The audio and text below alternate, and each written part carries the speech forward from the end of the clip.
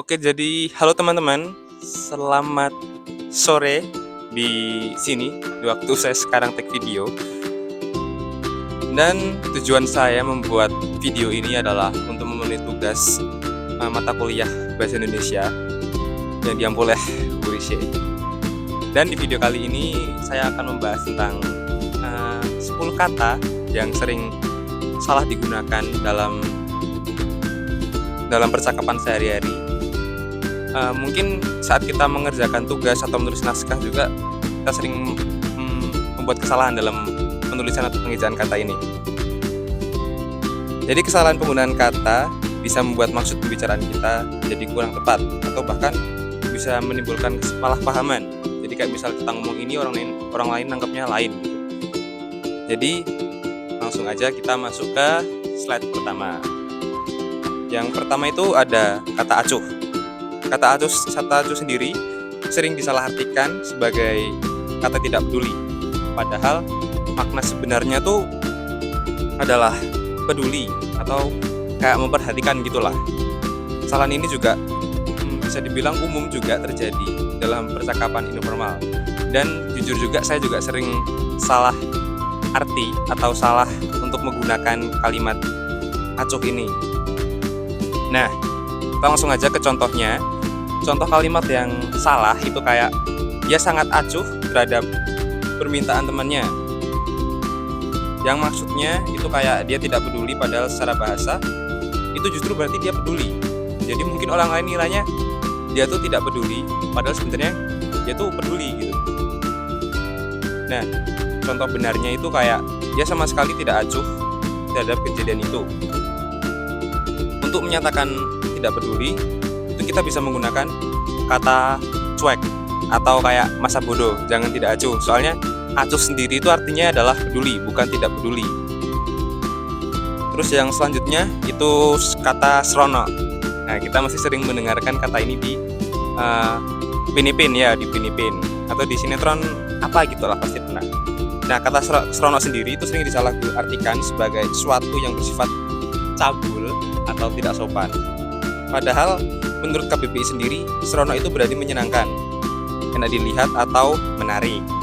Nah, kali ini di saat ini saya juga akan membahas tentang contoh salah dari penggunaan kata srono. Contoh salahnya tuh kayak misal pakaian itu terlalu srono untuk dikenakan di tempat umum. Padahal makna sebenarnya dari srono itu adalah justru positif, tapi malah dikira cabul sama orang-orang. Terus contoh benarnya sendiri adalah tunjukkan musik tradisional itu sangat seronok dan menghibur. Itu baru benar. Kan di Upin Ipin juga kalian sering lihat kan kata seronok itu. Terus jika ingin menggambarkan sesuatu yang cabul, itu bisa kita gunakan kata tidak senonoh atau mungkin kata vulgar yang lebih jelas, terbuka atau tidak sopan. Terus yang ketiga itu adalah kata geming. Nah, kata geming sendiri sering digunakan dengan makna yang bergerak atau berubah. Padahal itu justru sebaliknya gitu loh. Geming berarti tetap diam, tidak bergerak sedikit pun. Nah, contoh salah dari kata geming sendiri adalah saat itu ia geming dan mulai pergi.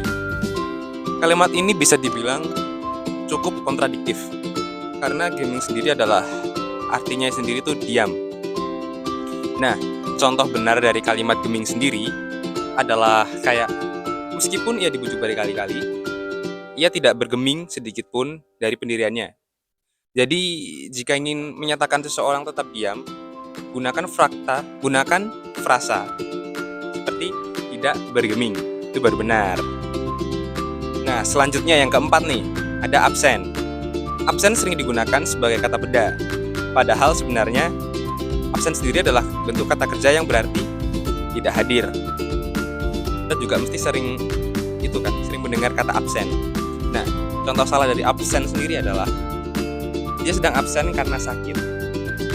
Seharusnya yang kalimat benarnya adalah dia tidak hadir karena sakit. Karena mungkin kita juga sering menyalahartikan kalau absen itu artinya hadir. Padahal absen sendiri adalah tidak hadir. Kemudian contoh benarnya itu kayak beberapa siswa absen hari ini karena ada kegiatan di luar sekolah. Dan untuk konteks resmi atau tulisan akademik, lebih tepat menggunakan tidak hadir atau tidak masuk. Selanjutnya yang kelima, efektif versus efisien. Kedua kata ini tertukar karena terdengar mirip, efektif dan efisien ya. Padahal sebenarnya faktanya itu adalah maknanya berbeda. Efektif berarti berhasil mencapai tujuan. Kalau efisien itu berarti hemat dalam penggunaan sumber daya alam. Sumber daya doang. Jadi dua kalimat ini beda ya. Kalau efektif itu kayak berhasil mencapai tujuan, kalau efisien lebih kayak prosesnya gitu. Dan contoh salahnya itu adalah metode itu sangat efisien untuk menyelesaikan masalah. Padahal yang dimaksud adalah metode itu berhasil. Terus untuk contoh benarnya sendiri. Contoh benarnya sendiri adalah metode itu sangat efektif untuk menyelesaikan masalah dan juga efisien karena hemat waktu. Lalu kata efektif itu adalah untuk hasil, sedangkan efisien untuk proses, seperti yang saya katakan tadi. Lalu selanjutnya, kata sekedar dan sekadar. Itu terdengar sangat mirip atau bahkan sama, tapi mereka berdua memiliki arti yang berbeda. Menurut yang benar, bentuk yang benar dari KBBI adalah sekadar bukan sekedar. Namun masih banyak orang yang menuliskan atau mengucapkannya dengan salah. Contoh salah, saya hanya sekedar ingin tahu.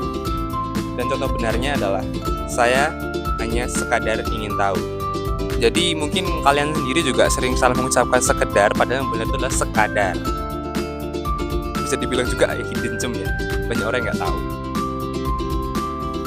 Jadi sekadar itu bisa dibilang dia digunakan untuk menyatakan maksud yang ringan atau tidak berlebihan. Lalu kita sudah masuk ke yang ketujuh nih. Yang ketujuh adalah praktek dan praktik. Menurut kata yang benar dari ejaan baku adalah praktik, sedangkan praktek adalah bentuk tidak baku. Yang mungkin kita juga sering salah mengucapkan kan dari praktik dan praktek ini. Lalu contoh salah yang sering saya gunakan juga itu kayak dia membuka praktek dokter di rumahnya. Yang sebenarnya contoh benarnya adalah dia membuka praktik dokter di rumahnya. Dalam konteks akademik, profesional, dan tulisan resmi selalu menggunakan praktik. Itu ya teman-teman, jadi bukan praktek. Lalu yang selanjutnya, ke-8 adalah hipotesa dan hipotesis. Dalam konteks ilmiah, bentuk baku yang benar adalah hipotesis, bukan hipotesa. Kata ini berasal dari kata Yunani, dan dalam bahasa Indonesia disesuaikan menjadi hipotesis. Lalu, contoh benarnya sendiri adalah hipotesa ini harus diuji dalam penelitian lanjutan. Yang contoh benarnya adalah hipotesis ini harus diuji dalam penelitian lanjutan. Dan penggunaan kata ilmiah yang sangat tepat dan penting dalam laporan penelitian. Lalu kita sudah masuk ke yang 9 nih, mendekati yang 10. Analisa versus analisis. Bentuk kata analisa adalah bentuk tidak baku, dan bentuk yang benar dan baku adalah analisis. Jadi kita harus menggunakan yang analisis, bukan analisa. Lalu contoh salah. Kita perlu melakukan analisa data terlebih dahulu. Yang sebenarnya contoh benarnya itu adalah kita perlu melakukan analisis data terlebih dahulu. Dan kata analisis sendiri digunakan untuk menggambarkan proses mengurai informasi secara mendalam. Lalu kita sudah masuk yang terakhir nih. Yang terakhir adalah kontak. Kata kontak sering digunakan kata kontak sering digunakan sebagai kata kerja. Padahal dalam bahasa Indonesia, kata kontak adalah kata benda. Lalu, contoh salah yang biasa kita temukan dalam sehari-hari adalah jika ada pertanyaan, silahkan kontak saya. Yang sebenarnya contoh benarnya adalah jika ada pertanyaan, silahkan hubungi saya. Kita bisa menggunakan kata kerja menghubungi atau hubungi agar kalimat yang kita gunakan sesuai dengan kaidah bahasa Indonesia. Nah, itu dia 10 kalimat yang mungkin sering kita temui dan mungkin kurang tepat dalam percakapan kita sehari-hari. Jadi semoga video ini dapat mengedukasi teman-teman pentingnya memperhatikan kosakata Indonesia. Sekian dan terima kasih teman-teman.